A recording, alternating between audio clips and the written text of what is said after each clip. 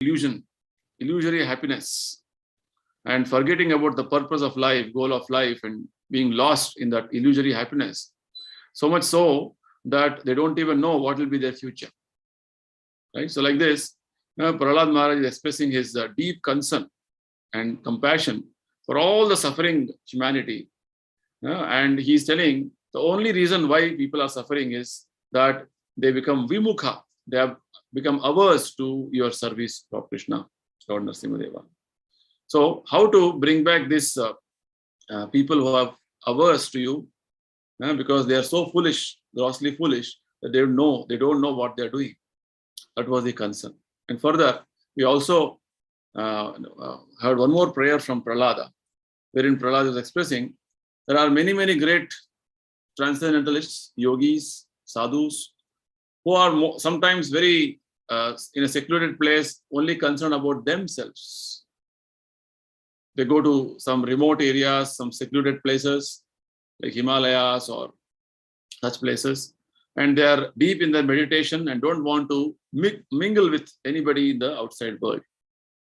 So Prahlad Maharaj was expressing his concern that, in fact, as devotees, as Vaishnavas, we want to go out and meet as many people as possible. In fact, Prabhupada said, we would like to open centers in the most congested cities, because all human beings are so much absorbed in their own way of life that they have forgotten the purpose of life. So Prabhupada wanted us to see that the conditioned souls in the busy cities are all delivered. That is the concern a pure devotee has. So like this, you can see the compassion which was expressed by Prahlad Maharaj in his prayers, which we understood, and how to execute Krishna conscious in present life was also explained by Prabhupada in this in the previous session we understood. And example of Goswamis was also given to us as great devotees, as Vaishnavas, who also give up their very opulent material life just to lead a very simple mendicant life in Vrindavan, and their only purpose was how to benefit the entire humanity with spiritual understanding, thus deliver them. Right? So this much we have discussed in the previous sessions, and today we'll continue our discussions with Parikshit Maharaj further inquiring from Shukadeva Goswami more and more aspects about how to benefit or how to deliver the suffering people in the hell.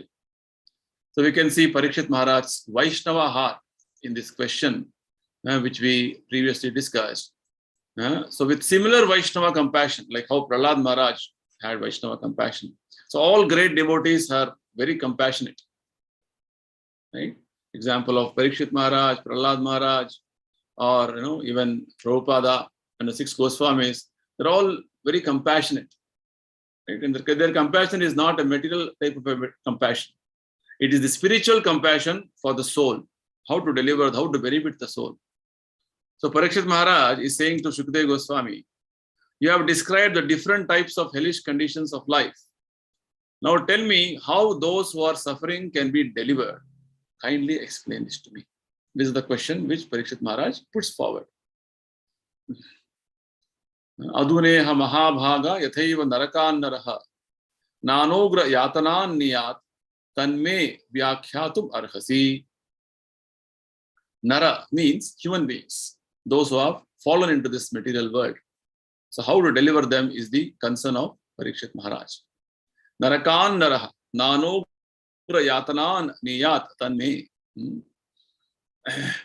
How can they be delivered from their fears, miseries, and horrible pains? See, like this, anybody who is concerned about the sufferings of others, suffering means not material problems. Material problems will always be there. How to relieve them from this actual cycle of birth, death, old age, disease is the main concern of Vaishnavas, of great saints. So here we can see the true Vaishnava heart of Parikshit Maharaj being expressed in these words.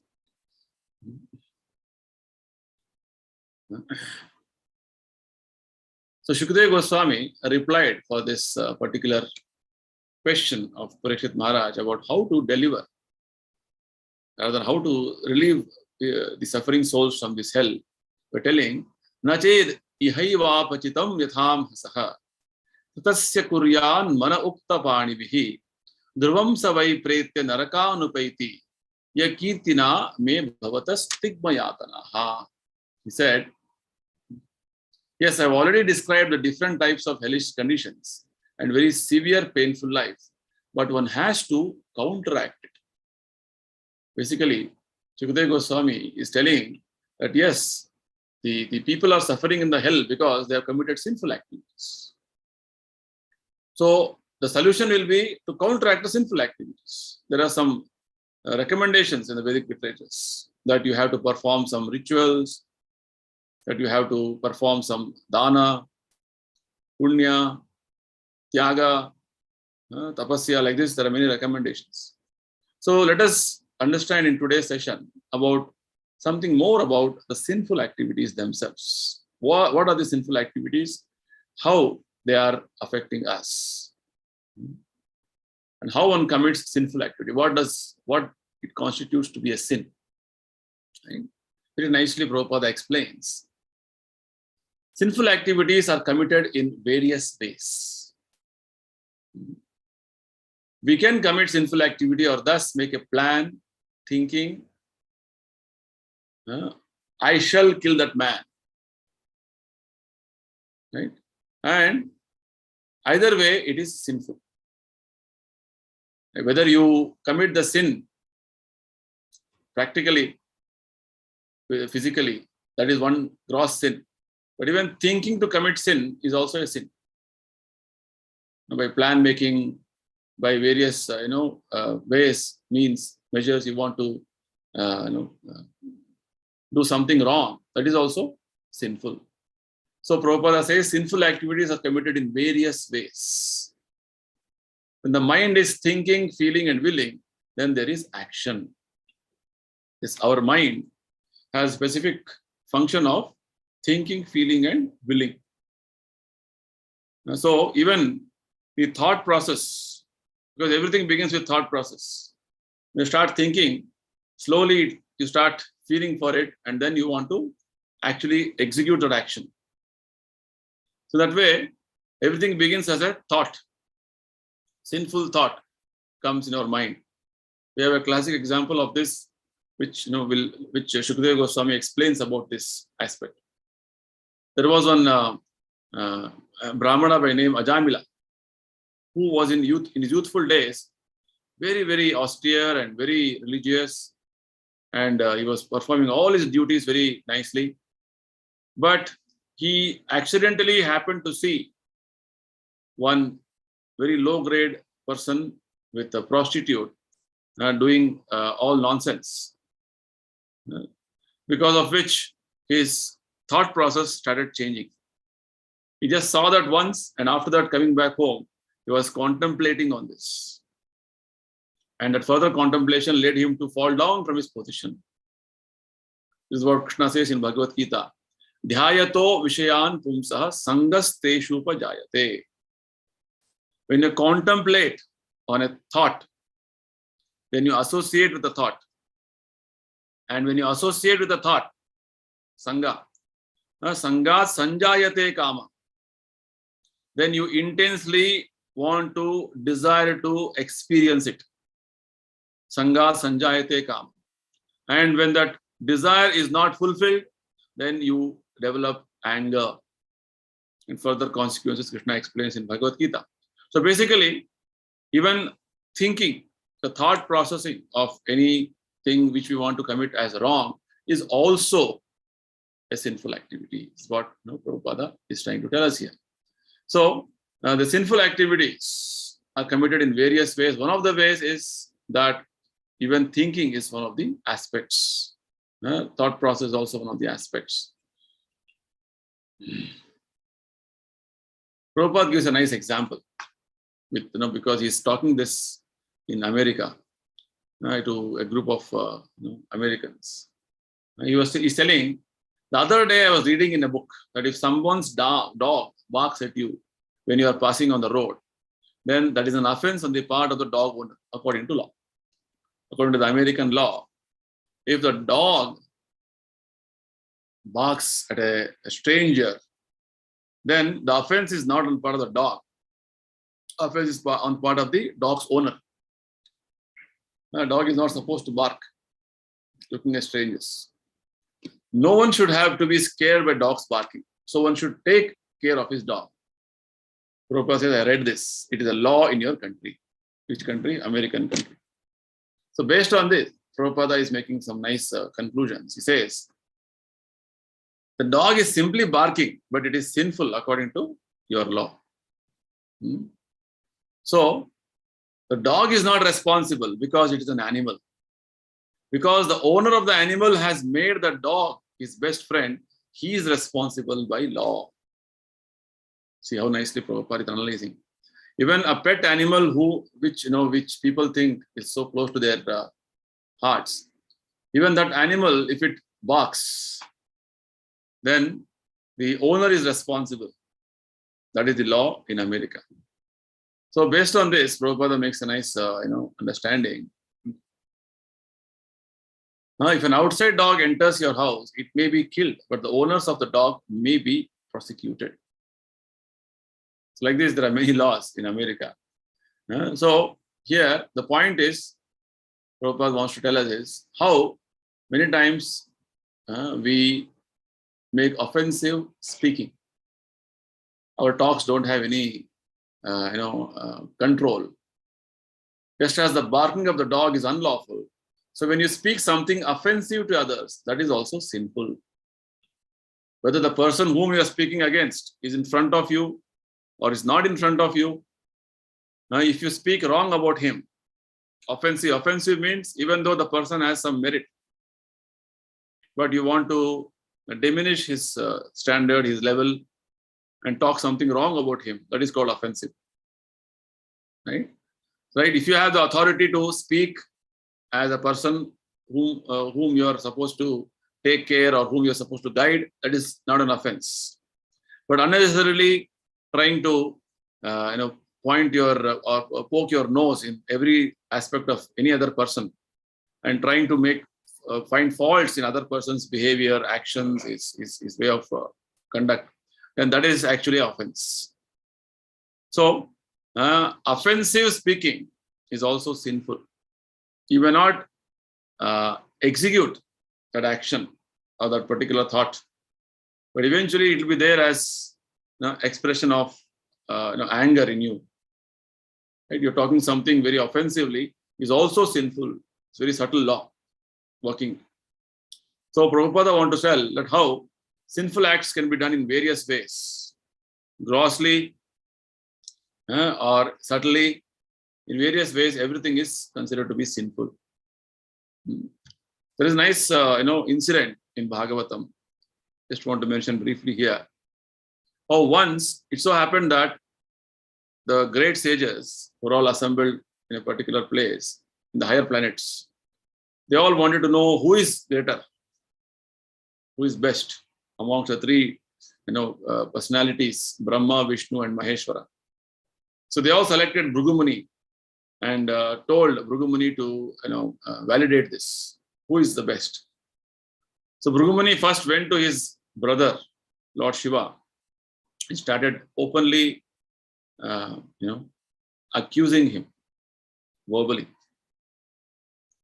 So Lord Shiva, as soon as he started hearing some blasphemy against him, he became angry, and he took out his Trishula, trident, and wanted to kill Bhrigu Muni. Immediately Parvati intervened and stopped. Then Bhrigu Muni went to his father Brahma.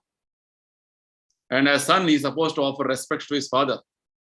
But he avoided to offer respect just to test how tolerant his father is. And Brahma actually became very angry. But he somehow, because of his austerities and his good nature, he controlled anger.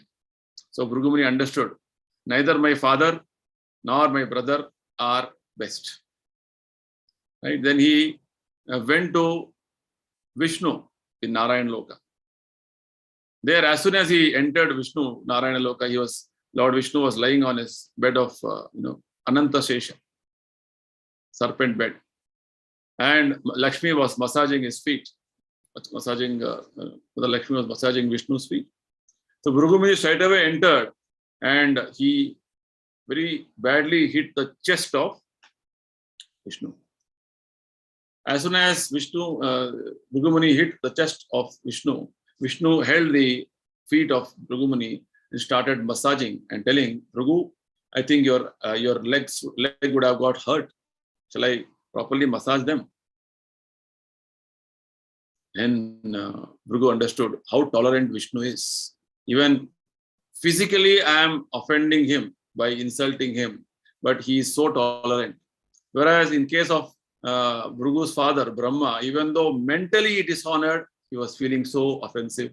And with regard to his brother, Shiva, he verbally, he made offense and he became angry. Whereas Vishnu, even though physically he was offended, he did not become angry. In that way, Bhrigu Muni concluded that Vishnu is the best of all the three personalities. So like this, we have a nice incident mentioned in the Bhagavata. So here, we are discussing on the aspect of how even mentally, if you are thinking bad about somebody, that is also offensive. Because it all slowly builds up in our mind-body system. And eventually, that thought processing of thinking bad about others or fault finding with others will grow as a lot of a negative emotion within us, and it will only create bad to us. Right? So always it is good to have very appreciation about others. Right? Everybody is full of faults. When myself is full of faults.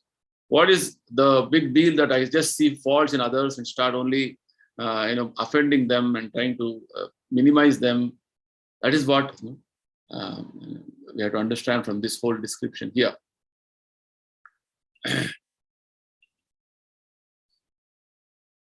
So offensive talking is also sinful.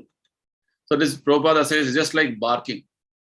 Therefore, sinful activities are committed in so many ways.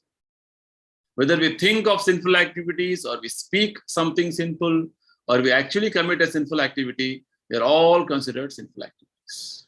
So we're discussing on how sinful activities are committed. Sometimes we feel or think, only when we physically do a sinful activity is sinful activity. No. Even if you think of, if you speak of mentally, verbally, or physically, doing any such things is a sinful activity.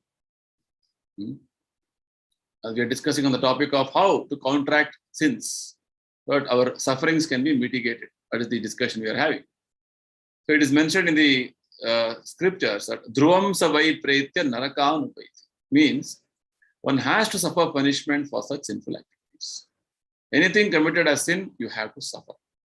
Right? That is the point. So the point is, somebody may say, who has seen my sinful activities? Who is the witness? Right? Only I know that I've committed a sin. Nobody knows. Even the government doesn't know. My parents doesn't know. Or anybody from my side, nobody knows. So here, Prabhupada makes us understand that I cannot avoid God's law. God's laws are so stringent and so particular, so vigilant that we cannot avoid God's law. Sometimes people think that there is no next life because they think if there is next life, then I have to suffer. They are accountable.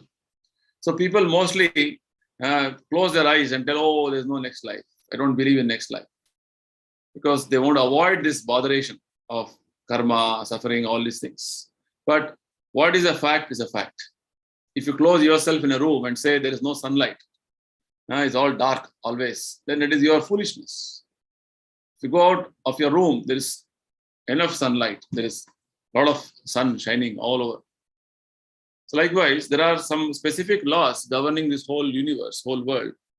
And that laws will be applicable to us whether we believe or don't believe. That's the point. So sinful activities you have done means you have to suffer for the sinful activities. We cannot avoid it. We must act according to the law or we will be punished. So it is very important that we understand the seriousness of the actions we do. we commit sinful activities, we have to suffer. Similarly, if we do punya activities, there will be enjoyment awarded. So what is recommended in Bhagavad Gita is not to do punya or papa, but do devotional service, so that there is no reaction of either enjoyment or suffering. You are relieved from this enjoyment and suffering, because both enjoyment and suffering are entanglements, they are bondage. Similarly, I cannot avoid God's law. That is not possible, Prabhupada says. I can cheat others, commit theft, and hide myself, thereby saving myself from the punishment of the state law. But I cannot save myself from the superior law, the law of nature. It is very difficult. Today or tomorrow, the laws of nature, which is actually the impersonal, imperceptible law of God, will be acting on us. This is how Lord Krishna has made the laws of karma to govern this whole universe, to govern this whole world. So nobody can escape the laws of nature, the laws of karma. Everybody is bound. All of us in the material world means we have committed something wrong. That's why we're in the material world. This material world is a prison house. It's called Durga, and Durga Mata is the superintendent. She is the superintendent who is controlling the entire material world with her 10 arms with different weapons. It's like in the jail. The superintendent is actually having all the security that the criminals cannot escape, and anybody who is not listening, they'll be punished severely. Likewise, Durga is constantly punishing all of us because we have done something wrong. The biggest wrong is that we have forgotten Krishna, and we want to independently enjoy in the material world. That is the problem. So here Prabhupada says, whether I know, I don't know, the point is you have done something wrong, that's fair in the material world. So we have to understand this material world is governed by stringent laws, superior laws. Krishna mentions in the Gita. Daivi esha gunamayi mahamaya duratyaya. The laws are so stringent, so strict, that all of us are under these strict laws. So somebody may question, but who is seeing? For which the scriptures say there are many witnesses, and Krishna himself is the supreme witness. The scriptures say there are many witnesses, like the daylight is the witness, the moonlight is a witness, which all of us will be, will be witnessing this, or rather will be seeing this. And Krishna is the supreme witness. How? Krishna is sitting in the heart as Paramatma. You cannot say, I am committing this sin, but no one can see me. Krishna is the supreme witness sitting within your heart. He notes down what you are thinking and what you are doing. He also gives facility. Whatever you are thinking, feeling, Krishna is giving you all the facilities. And he's noting down everything. If you want to do something to satisfy your senses, Krishna gives the facility for that action. See, as Paramatma is noting down whatever you are thinking, whether good or bad, and accordingly is facilitating you. He's arranging things for you. Bhagavad Gita states, Sarvasya chaham hridisannivishta. I am sitting in everyone's heart. Krishna says, and from me comes remembrance, knowledge, and forgetfulness. Matta smritir jnanam apohanam cha. It's a very beautiful statement Krishna is making. So, which means you cannot escape Krishna's vigilance. Krishna's is a witness. He's the Sakshi. So in this way, Krishna is giving us a chance in the material world to live our life. So the option is in our hand. If you want Krishna, then he'll give a chance to have him. And if you don't want Krishna, then he will give a chance to forget him. This is the point. So Krishna has given us some small independence, minute independence, whether you want Krishna or you don't want Krishna. You want Krishna, then Krishna will give all facilities to you. And you don't want Krishna, you want to forget Krishna, Krishna also will make facilities to forget Krishna, which most of us in the material world are. We have forgotten Krishna, we are leading a life of our own in a different way. Whereas our real situation is that we are supposed to remember Krishna. Our actual situation is that our all suffering in the material world is because of our forgetfulness of Krishna. sooner we remember Krishna and follow the path given by Krishna, and that is the real transformation, what is going to happen in our case. That's the reason why Krishna is speaking Bhagavad Gita. To remind us that we belong to Krishna.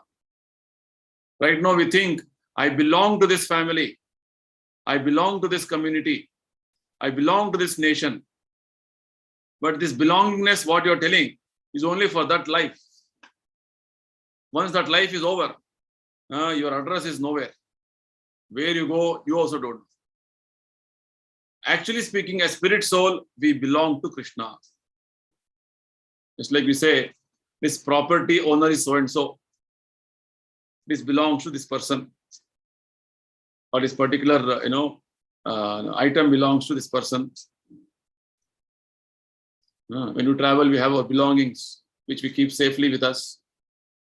So like that, we as spirit souls, Krishna says, we belong to him. Mamaivam sho jiva loke jiva bhuta sanatanaha. So claiming that I don't belong to anybody, or I'm independent, or I have a separate belongingness to something else, is all illusion. Is all madness of a living entity. So we have to correct this mentality. That's the reason why Krishna is coming. So you want to remember Krishna and establish a belongingness to him, then Krishna gives all facilities. You want to forget Krishna and want to have a separate independent existence, Krishna also gives a facility. So Krishna is respecting our minute independence in all of our cases. Right? And we have to use the independence in a proper way to again come back to Krishna. That's what the pure devotees are trying to do. Remind you that who you are, what you're supposed to be doing. Right? Pure devotees like Parikshit Maharaj, Prahlad Maharaj, Prabhupada are all trying to remind us that we don't belong to this material world. We don't have any, anchoring here with anything in the material world. We all belong to Krishna. Our original relationship is with Krishna. We have to go back to Krishna. That is the understanding. So, based on the individual's attitude towards what he's supposed to be doing, what he wants to do, Krishna accordingly reciprocates. If you want to enjoy life, forgetting Krishna, forgetting God, then Krishna will give you all facilities so that you can forget. And if you want to enjoy life with Krishna consciousness, then Krishna will give you the chance to make progress in Krishna consciousness. So that is up to you. Many times people ask us, why is it that person if you say we are all belonging to Krishna, we all are servants of Krishna, nice devotees of Krishna, why everybody is not becoming devotee of Krishna? Because each of us as spirit souls have a small independence, minute independence, which Krishna respects it so much. Nobody respects as Krishna respects. And in spite of you not having this tendency to remember Krishna, Krishna is giving you all facilities. He's so compassionate. Right? All the more, it will be like somebody is helping you and maintaining you, and you won't even acknowledge him. That is not a proper way of attitude to be shown towards the person who is helping you. So the whole aspect of spiritual understanding is that we have to recognize what is this life which I'm leading, who is maintaining me, who is taking care of me, how things are all happening in this life for me. When you slowly, carefully analyze, you come to the point of understanding that actually Krishna is taking care of me. He is the maintainer of my life. Upadrashta Anumanta Bharta Bhokta Maheshwara. In Bhagavad Gita, Krishna says, I am maintaining all living entities in this material world, including human beings. It's already many entities without even their understanding, recognizing Krishna, Krishna is maintaining them because we are all part and parcel of Krishna. That is the point. So whether we want to revive our relationship with Krishna or we want to forget Krishna, it is left to us. Based on our situation, Krishna accordingly reciprocates. So the most important aspect, as I was telling you, God does not interfere with your little independence. That is God's special, love for you, love for all of us, in fact. If you think that you can be happy without Krishna consciousness, Krishna does not object to that. Yatechasi tatha kuru. The statement in the Bhagavad Gita, Krishna says this. He says, after advising Arjuna, Krishna simply said, now I have explained everything to you. Whatever you desire, you can do. Krishna did not force Arjuna. Now that I have told you this in the Gita, you please follow this. Krishna did not order like this. Rather, he said, whatever you wish, you do. I have given you all instructions. Most of us will have Bhagavad Gita in our house. Right? To follow the instructions of Gita as given by Lord Krishna in the Gita is left to us. Because nobody is making it as a mandatory aspect, a rule, a law. But you have to follow, so we are also very relaxed. But the point is, for our own benefit, for our own spiritual benefit, we have to understand Bhagavad Gita, and we have to lead our life, mold our life according to the instructions of Bhagavad Gita. If we don't do that, then it is our own loss. Again, we'll be subject to the repeated birth and death in the material world, taking on different bodies. As Chaitanya Mahaprabhu says, we'll be doing Brahmanda Brahmana. We'll be going on continuously changing bodies after bodies, after bodies, in going to different planetary systems, suffering the pangs of birth, death, old age, disease. This is what is going to happen to us continuously. So it's very important that we understand the seriousness with which Krishna is telling us that we have to surrender to Krishna. So immediately Arjuna understood Krishna's intention. And what did he say? Arjuna said, Karishye vachanam tava. Lord, I'm going to execute your order. Whatever you have told me, I'll follow that. This is Krishna consciousness. So actually, as spirit souls, we are all Krishna conscious. But we have forgotten our situation. And we are doing things in different ways on our own. And doing sometimes, as a human being, sometimes as an animal, sometimes as a bird, like this. We've been changing our lives. Millions of lives we had. So in this human form of life, now that you can understand all these things, you're supposed to lead a very responsible life. As Arjuna is showing us by example, Karishye vatanam tava means, Lord, my Lord, whatever you say, I shall execute them as my order, as your order. This is the attitude we are supposed to develop. Because independently we start planning things, it will only further entangle us. When you follow the orders of Krishna, that is going to really benefit us. That is the point. So, committing sinful activities is basically because of forgetting Krishna, forgetting our real situation as eternally belonging to Krishna. Very irresponsible action is committing sinful activities. So sooner we realize this and align ourselves to the understanding that no, I'm supposed to act in this way as per directions of Lord Krishna. That is reviving of our original consciousness. So God does not interfere with your little independence. If you want to act according to the order of God, then God will help you. Krishna mentions in the Gita, just you become little serious, Krishna is going to come 10 steps towards you. One step you take, Krishna comes 10 steps towards you. So it is we who are supposed to express voluntarily, I want to serve you, Krishna. The whole process of chanting Hare Krishna, Krishna, Krishna Krishna, Hare Hare, Hare Rama, Rama Rama, Hare Hare is to remind ourselves that I have forgotten Krishna and seeking service from Krishna. Right? That is the process. So all of us should every day chant Hare Krishna.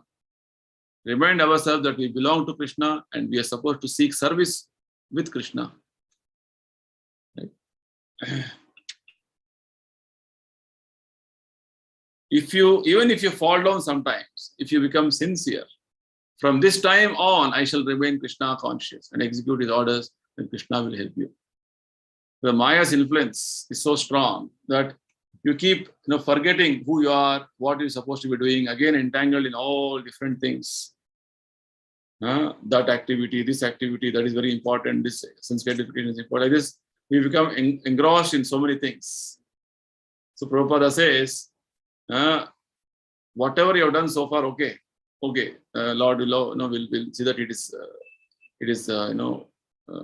forgiven. But now that you understand this, you surrender to Krishna and say, now Krishna, I will not forget you. I want to only serve you.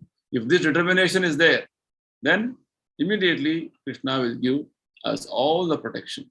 From this time on, I shall remain Krishna conscious. There is a similar statement made by Lord Ramachandra to Hanuman in Ramayana.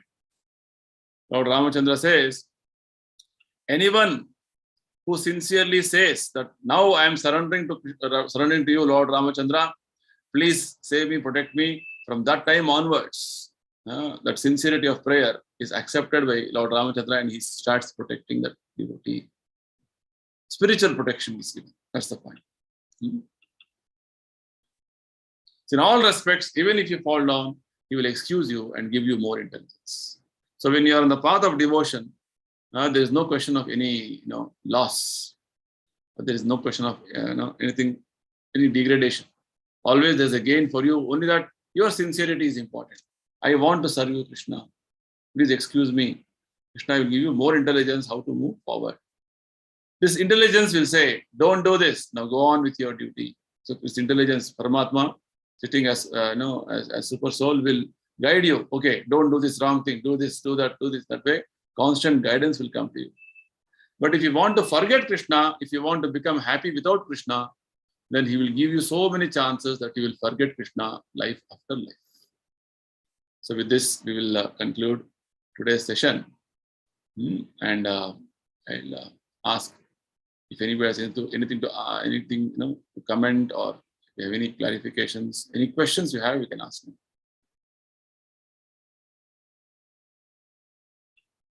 So discussing on how sinful activities are very serious aspect in our life, and we cannot simply take it very lightly that I'm thinking wrong about somebody is a sin. But thinking is a sin. Thinking wrongly is a sin. And everything you have to suffer.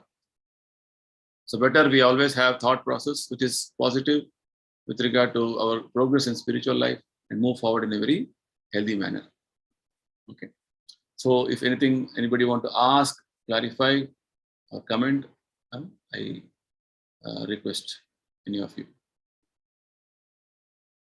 Even online, people who are watching YouTube, they can also comment in the comment section and let us know. Either YouTube or Facebook, you can ask.